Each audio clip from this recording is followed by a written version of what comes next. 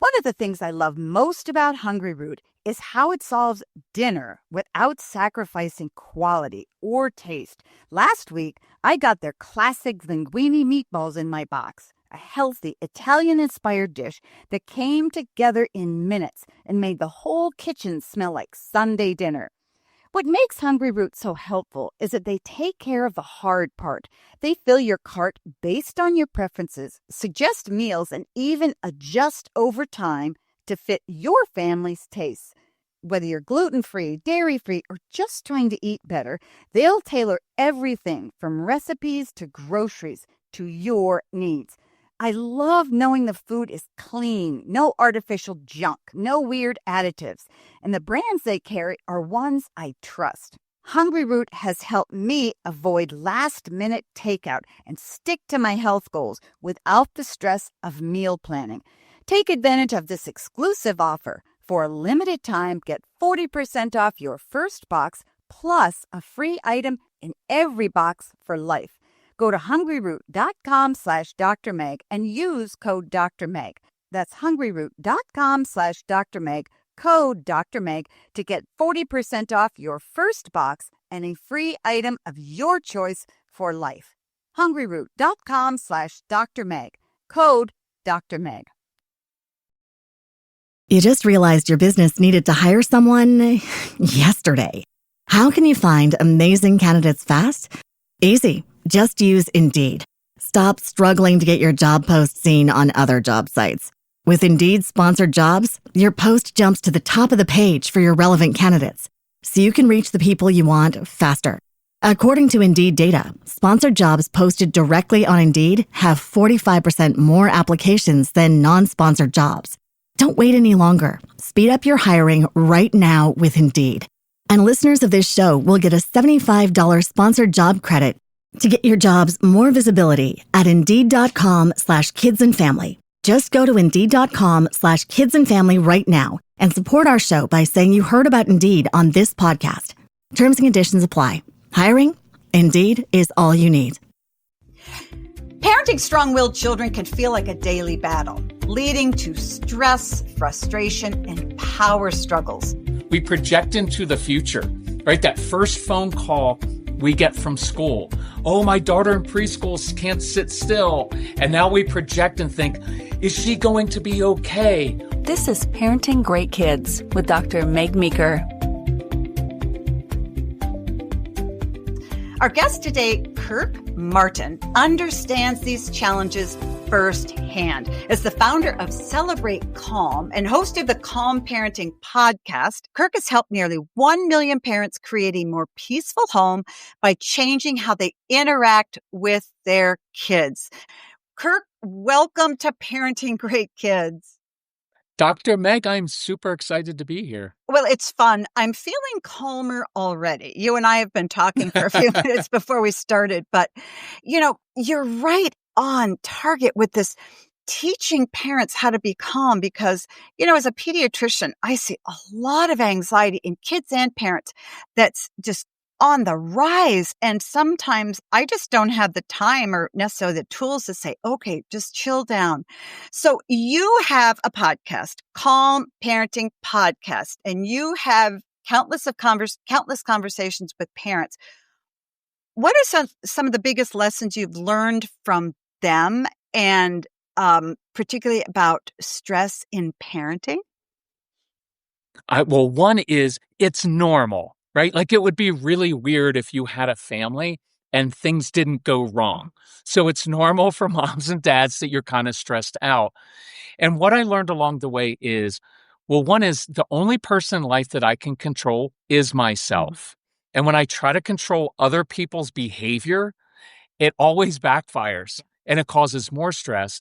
And ironically, with our kids, the quickest way to change your child's behavior is to first control your own, controlling your own anxiety. Because you know this, Dr. Meg, we project into the future, right? That first phone call we get from school. Oh, my daughter in preschool can't sit still. And now we project and think, is she going to be okay? Or that middle schooler that just sits in a hoodie sweatshirt for 18 straight days and plays video games. And we think, is anybody going to hire that child? Right. Anybody going to marry that child? Yeah. And when we get anxious, we start to lecture, and that tends to bring the negativity, and then kids shut down. Yeah. Well, I think you're absolutely right. We were talking about strong-willed children and parenting a strong-willed child. I had a couple, and now I've got a couple grandkids who are very strong-willed. It's hard because they know how to push your buttons. And when a strong-willed child just sort of stares you in the eyes and said, I'm going to take you down, it's really hard to stay calm. So give us some help with a strong-willed child. If a child comes and he challenges you, and we all know when kids are challenging us, what do you do and how do you stay calm with that kid with their hand on the hip that says, no way am I going to pay attention to you? Right. And so these strong-willed kids, you know this, it's like they wake up in the morning with an agenda and they know what they like. They know what they don't like. And what they don't like is anything that you want them to do. And so there are power struggles over everything. And you found this, the traditional parenting strategies will just give them consequences, tends not to work. Right.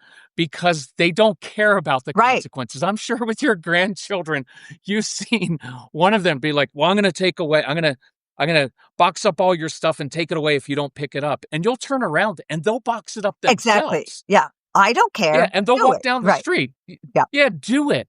And so they're like stove touchers. And so one of the more, this is for me, this is a little bit more advanced concept, but giving them ownership of their choices within your boundaries to say, hey, here's what I want done, right? Whether it's doing homework, your chores, but I will relinquish control over how you do it as long as you get it done. Because the strong-willed child is never going to do things the exact way you want them done because they value their agency and independence more than they value things.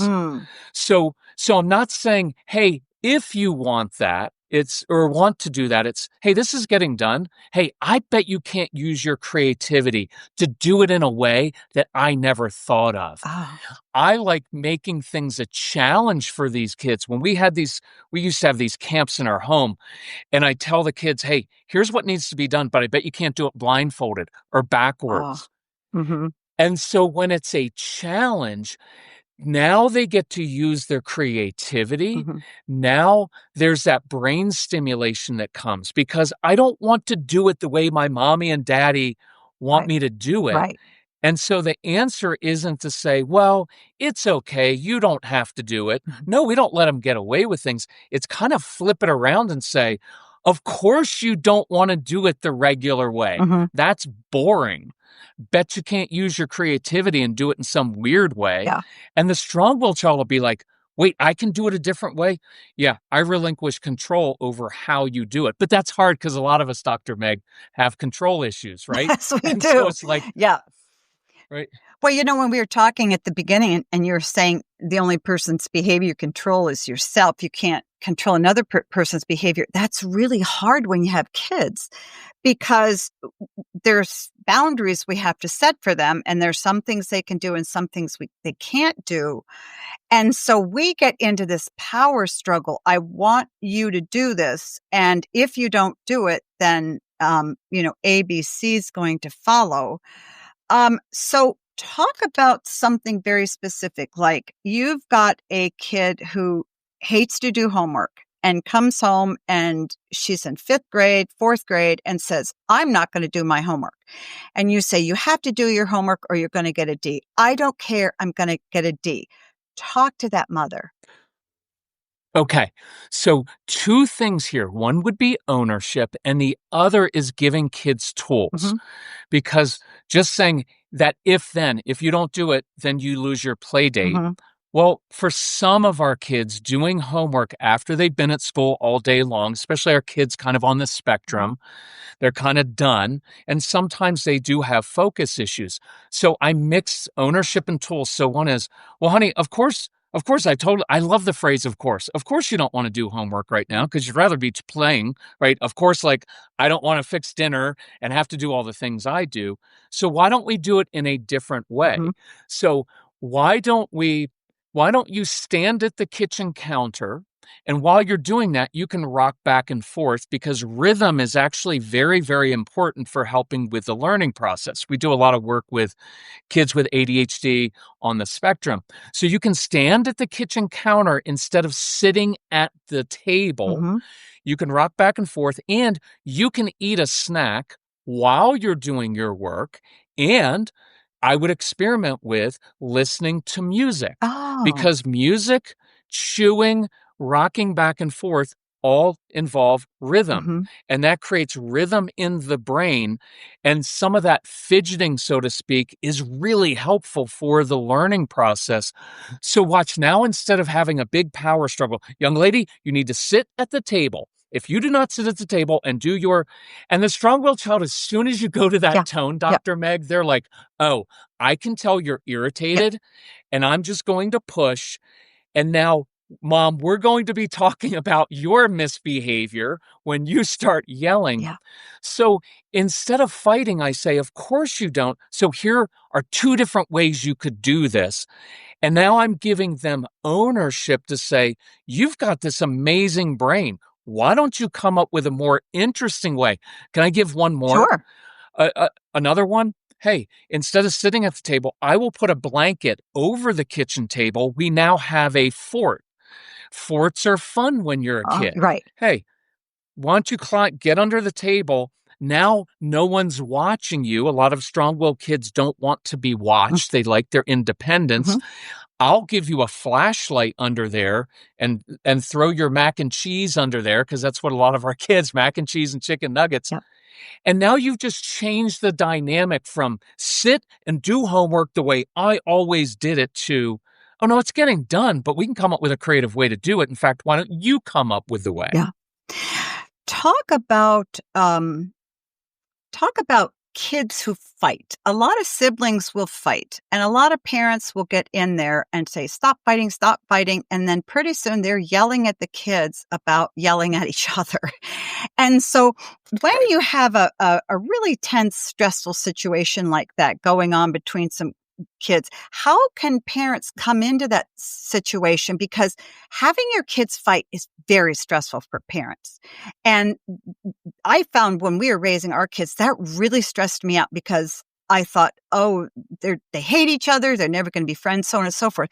So what do you recommend to a parent that they do if their kids are fighting?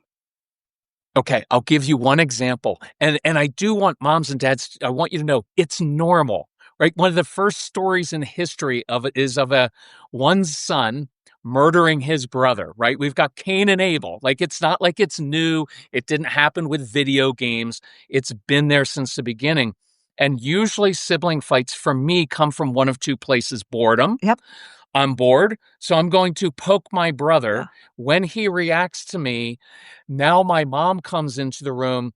You know what? How many times have I told you you have to play together? Well, you go to your room. And then usually when mom comes in the room and starts yelling, then dad gets Right. upset because men don't know what to do with their wives Yeah. when their wives are upset. So, Dr. Meg, think how brilliant this is.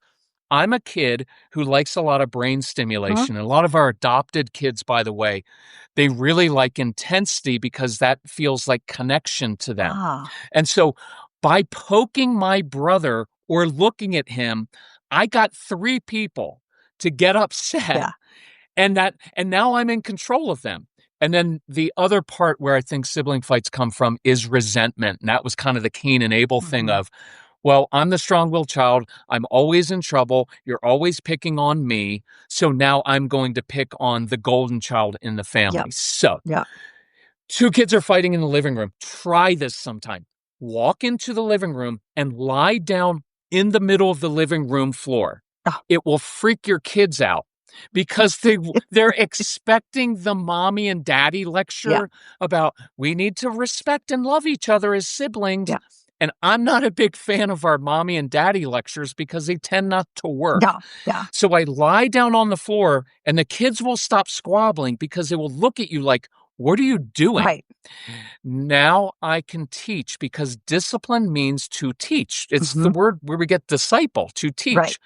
I can look at the strong-willed child and say, I know exactly what's going on. You've got this really busy brain. It's a cool brain, really creative, but you hate boredom. When you get bored, you pick on your brother, but that doesn't work well because then you lose your stuff. But two things I know about you: you have a big heart and you love money, because strong-willed kids are born entrepreneurs. Yeah. So if you want to get your brain stimulation by picking on your brother, that's just not going to work well for you. But if you want to come help me make dinner, I bet we could brainstorm 3 different ways to help some people in the neighborhood earn some money. And then if you want to give money, because these kids have big hearts, to St. Jude's kids with cancer, I'll match that. So what I've done is I came in and instead of adding to the drama, why can't you guys ever get along? Instead, I came in and I started to problem solve and said, I know exactly what's going on. And other child, you always react to your brother. You're like your brother's puppet. Why do you keep doing that? And I can teach that child how to stop reacting to the provoking child. So by controlling myself, I have so much more control than by trying to control 2 little human beings. Yeah. You know, it's interesting because there's so many different dynamics going on, and it's hard as a parent when you're trying to diffuse tension between this child and yourself and maybe your spouse. It can get very really kind of painful. Let's talk about other stress. You know, there's a lot of stress in parents that come from outside the home, work, coworkers, time management. They don't have enough time for their kids. They don't have, enough time to make good meals and so on and so forth. And what I have found is that a lot of times if parents are stressed out, by the end of the day when they're with their kids, it just sort of gets dumped on their kids. And kids are extremely sensitive to how their parents are behaving and interacting with them. And I found that the stress just sort of, becomes part of the child and then their stress. So can you talk about parents and their own stress and how to deal with their own stress before it gets sort of spilled onto their children? Yes, and that was an awesome point because these kids, especially the strong-willed kids, they are so hypersensitive and they can pick up on a little change in the tone that kind of clip tone. Sarah, I told you. And as soon as you go there, like, why are you yelling at me? And you're not even yelling yet, right? But they're hearing it as that. Yeah. So I'm like you. I'm a big fan of parents with a little bit of self-care about taking care of yourself first. Yeah. Because if you don't, if everything is about the kids, you will be super stressed. So whatever it is for you, I'll give you a small one, which is kids stress us out because it's all out of our control. So sometimes even doing one small thing in the kitchen that feels within your control of cleaning up the kitchen sink. Okay, now at least one thing in my kitchen is in order. That can help. Not all parents have the time, but if you do have the time to get exercise, I love the idea of getting home from work with the kids, going for a walk. Fresh air is hugely important. As a dad, I would come home from work, go right up to my bathroom and just splash water on my face and try to get that transition from I'm going from work to the home. But can I add one thing here, which is interesting for a lot of us? When I talk to men at work, we're like calm, in control. Things are going wrong. We problem solve. We're not yelling at people. We walk through the door of our home and there are like 3 Legos on the floor. And we're like, why is there a mess everywhere? Right. And there's chaos. And here's a weird thing. One day practice this. talk to your kids kind of like they're your colleagues at work. Because with your colleagues at work, if I have an employee and I'm like, hey, I've seen your work in the past, it's been excellent. This last project, not up to your standards. I know you're capable of more. So why don't you grab a notepad, come into my office, and I'll help you with this project. Yeah. See, but when I come home with my child, now it's, how many times have I told you not to? You wouldn't do that No. with someone at work. And because it wouldn't work. Right. But at home, it's not saying your friends with your child are equals, but that tone of voice, hey, that choice, that decision that you just made right there, yeah, that's not going to work well for you. I can show you a different way. And sometimes knowing, Dr. Meg, that, and you and I discussed this because we're older and we have older kids. We still look very young, obviously, Right. but we look great. We're not as stressed as the young parents. Right. That's what it Yeah. is.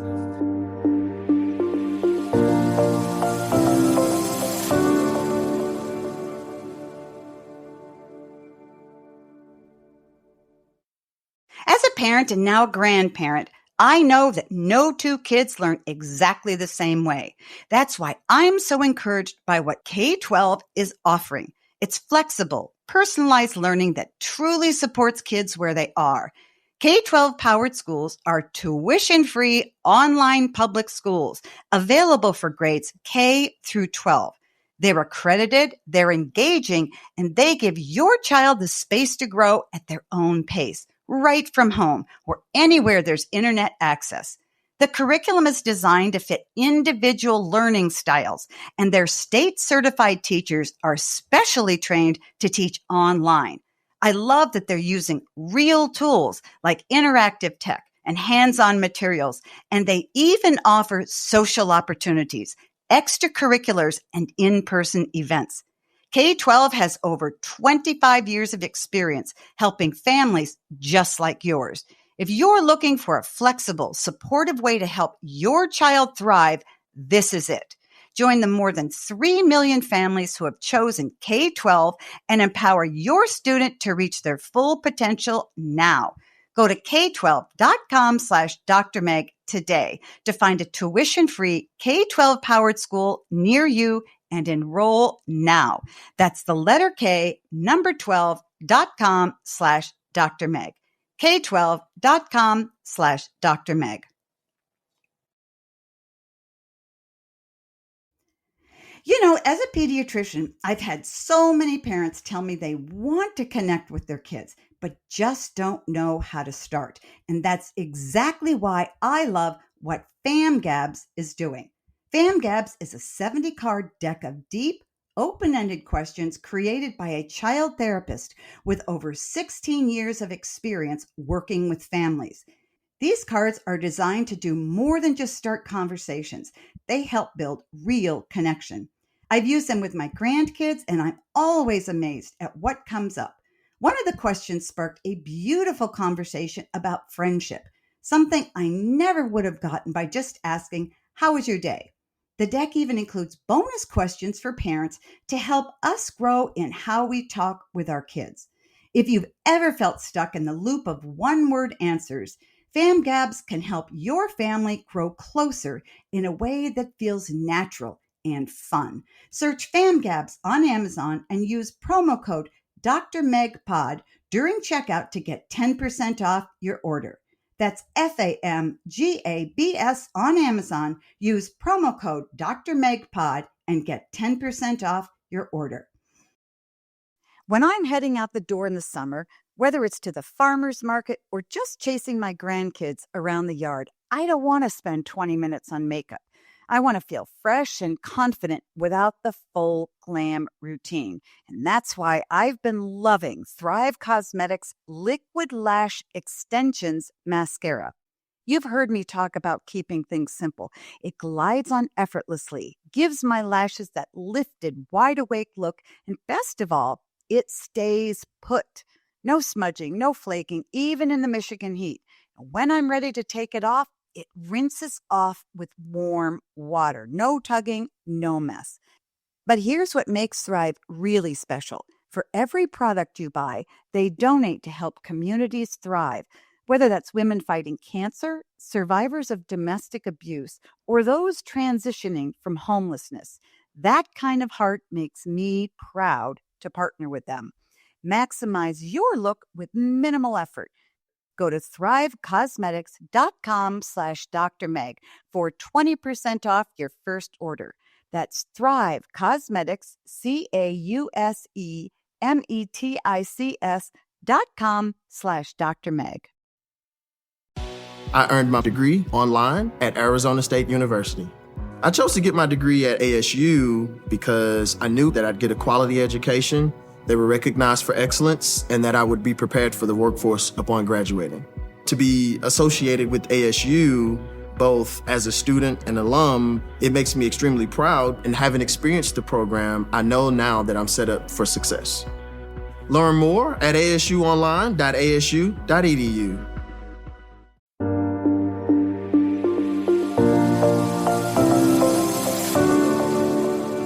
But when you step back a little bit, you realize my job is not to control my kids, it's to teach them. Right.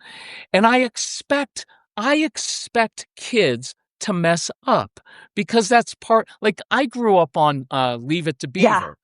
It was the story of a kid who did stupid stuff Right. every episode.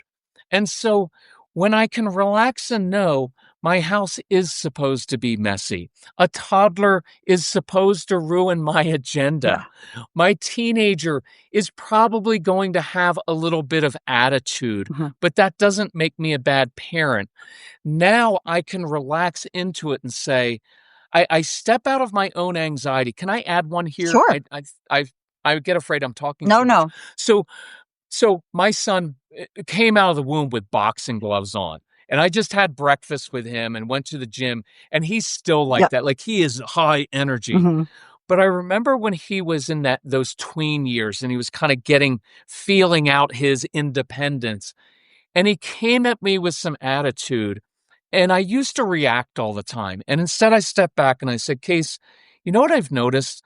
The last 43 times, kind of a joke, but not really, the last 43 times you used attitude, it was because you were anxious, frustrated, or hungry.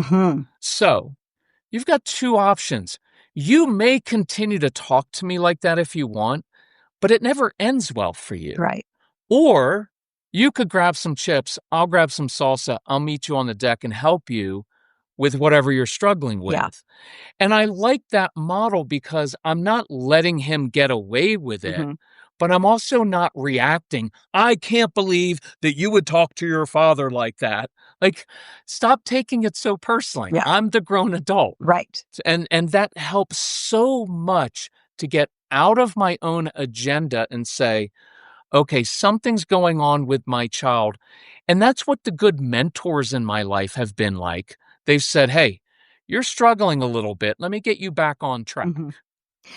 And so really what you're saying is try to figure out what's really going on inside your child and then move in and try to calm that down, because you're right. If you realize that your child is back talking or doing because they're stressed or they're anxious or they're worried or they're hungry, coming in and saying, don't do that and don't behave that way, it really doesn't do anything except sort of make things worse. So we've talked a little bit about helping parents sort of regulate their own behavior first, which I think you're right on. And that is so hard to do. So if you have a child who has anxiety, let's say, I see fairly young kids in my practice, 8, 9, 10, with just anxiety. And the parents know they're anxious.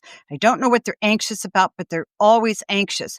Where do you start with that parent in trying to help understand what's going on with the child and then what they should do about it? Okay, I'll give you a good practical idea. So a lot of the kids we work with, they struggle with anxiety going to new places. Partly it's because they've got these really busy brains and it feels like everything's kind of like out of sorts inside their brain. And so they try to control people and situations, and anxiety comes from unknowns. So you ask your child, hey, I'll do it with my son, Case, you want to do a Taekwondo class this spring? And he's like, sure, Dad, sign me up. Well, I come home a week later, Case, come on, we got to go. He's like, my stomach's upset. And I'm like, no, I paid $175 for that class. Get your little butt in the car. Right.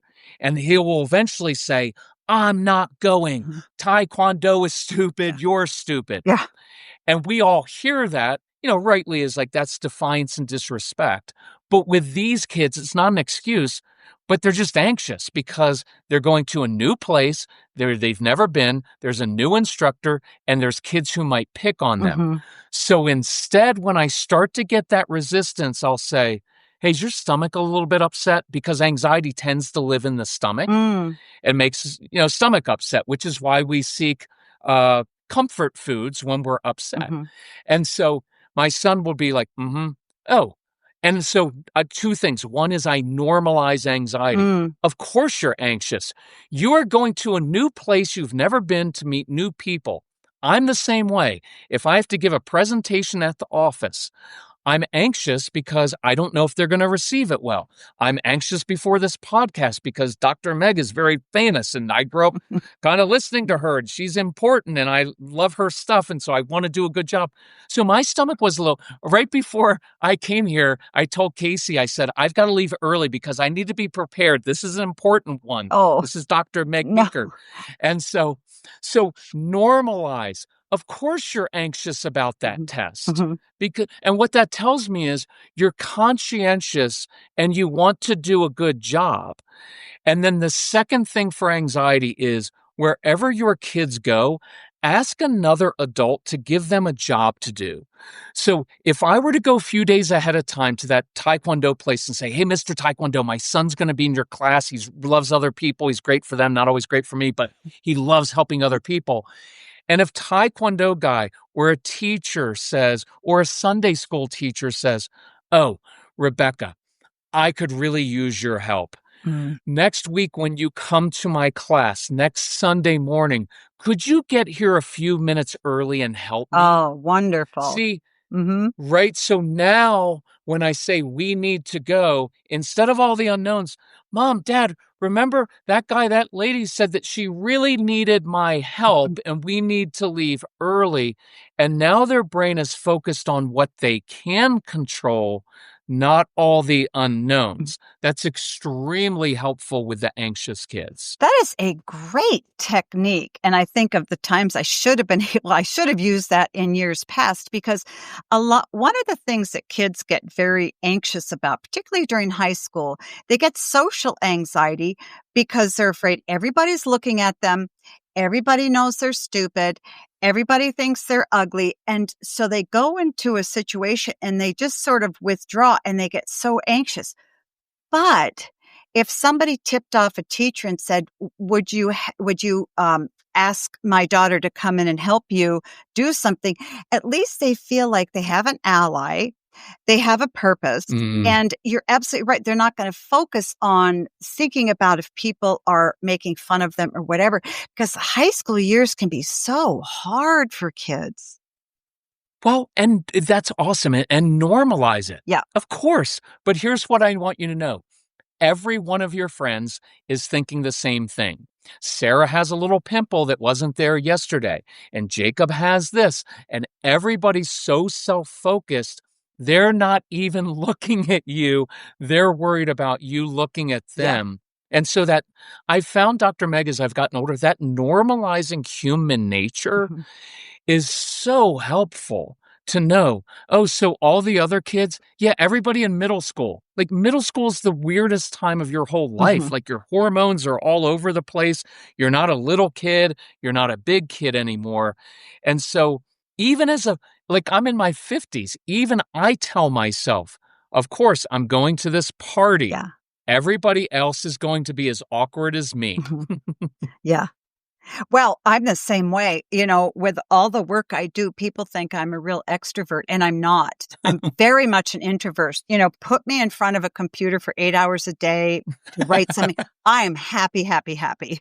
But going out into crowds and talking to people, it makes me very anxious and nervous. I don't really know why. It just kind of is. And I go anyway. And so I think, you're right. Sometimes I think it really helps kids to realize that we get anxious too, But the anxiety doesn't need to take you down. You just sort of push through it. And I think it really helps kids talking about it. It helps me, saying things, even though it's embarrassing.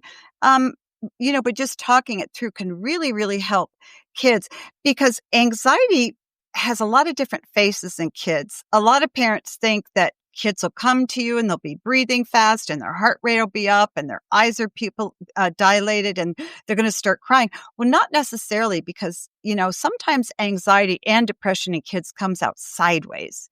And so it's hard for parents to sort of understand that. You were funny, and you say that humor can really help diffuse tension in families. Talk about that a little bit, because a lot of parents don't feel like they're funny and they don't know what to do with humor. So talk to them, please. I think just self-deprecating humor of even just acknowledging of, one of the big breakthroughs I had with our son, because I was always like, well, I'm the authority figure in the home. I'm the dad. Yeah. And there's this view of like, well, dad is this. And I remember early on, one time just saying, hey, Casey, have you ever noticed that when little things go wrong, I like blow it out of proportion? And he was like, yeah, Dad, Mom and I talk about that all the time. Like big things happen and you handle it fine, but something little. And so even pointing out one of my own traits, because it's not like your kids are going to be like, I never noticed that. Right. But it humanized me, but also it led to conversations where he said, little things bother me as well. And so any kind of humor in that situation, like even if, now you've got to watch, because if your child's melting down and you just start doing a funny dance, that could work really well. Or your child might say, why aren't you taking me seriously? Right. So I'd experiment with it, but even without humor, I think the self-deprecating nature of like, and that normalizing of course, I struggle with that. Why do you notice, one I did with my son was, he was always like, why are you always in such a hurry? And I said, well, Papa, he was career military. And so if we weren't 5 minutes early, we were late. So have you noticed, Casey, when we're running late, I tend to rush you, gotta go, Yeah. and you go more slowly, and that triggers me more. And Dr. Meg, it was that to kind of teach them as you're walking and talking through life. So it was very much with Casey, and I've seen it as he's married now and his conversations with his wife. They have these amazing conversations about, yeah, this is one of my weaknesses, and you're triggering me that way, which is my issue. Yeah. And so I don't think I answered your question exactly the right way. That was terrific. I mean, no. I think that was terrific. I love the idea about talking about yourself a little bit. I mean, obviously you don't want to overdo it. It's not always about a parent. But I think that when you give your kids permission to see your faults and to critique you a little bit, it makes them feel good. And a lot of parents don't want to do that because I think they feel they're going to look weak in their kids' eyes. Sometimes I will ask parents, I just don't know if I'm hurting my kid. I don't know if I'm making upset. I don't know.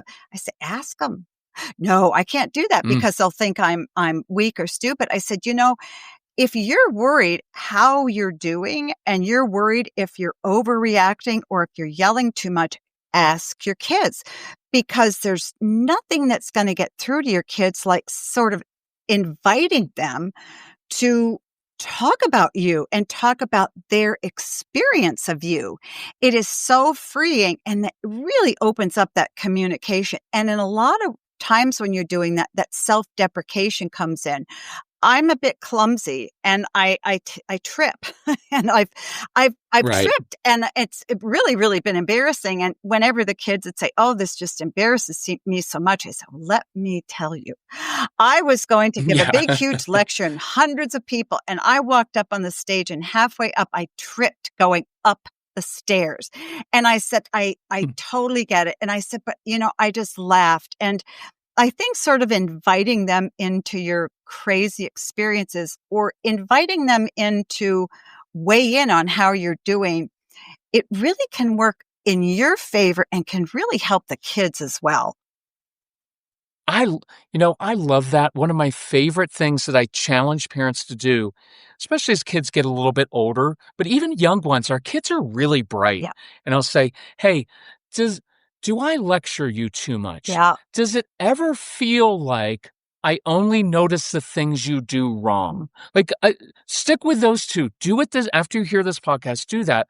And I bet your kids will say something like, Mom, Dad, yeah, sometimes it just feels like you pick out the things I've done wrong and you missed all the things I did right. And now you can apologize, not grovel, Right.